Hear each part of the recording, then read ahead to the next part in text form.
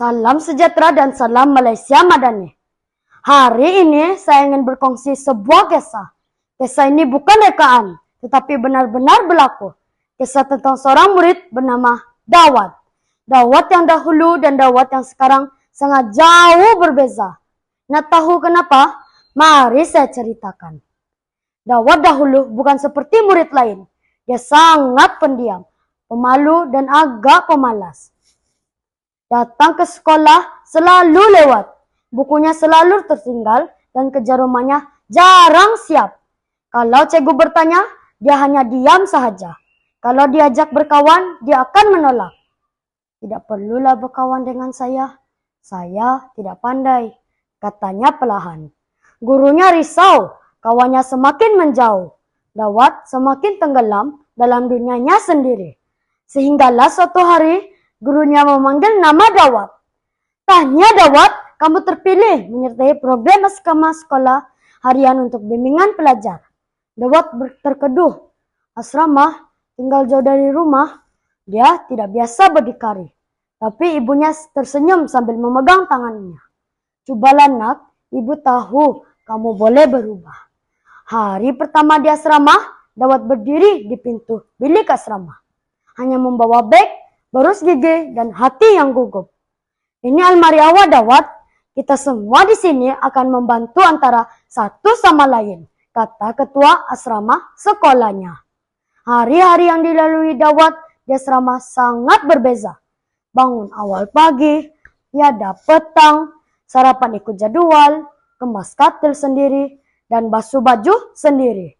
Tugasan mingguan pula termasuk bersihkan bilik rehat dan menyusun kasut. Pada awalnya, Dawat rasa pelik dan penat. Tapi makin lama, dia rasa seronok.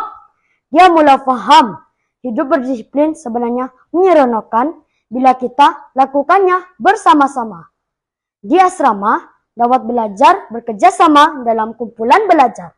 Malam-malam, mereka ulang kaji bersama-sama. Ada kawan yang akan membantu subjek matematik. Dan ada yang akan mengajar cara menulis karangan. Pada waktu petang, mereka akan bermain bola sepak. Dawat sudah mulai bercakap dan bergaul mesra dengan rekan-rekannya. Rajin awak sekarang, Wat, kata Nawah. Saya suka waktu belajar malam karena ramai akan menolong saya, jawab Dawat. Minggu demi minggu, Dawat bukan lagi murid yang duduk paling belakang. Kedudukannya dalam kelas sudah di hadapan.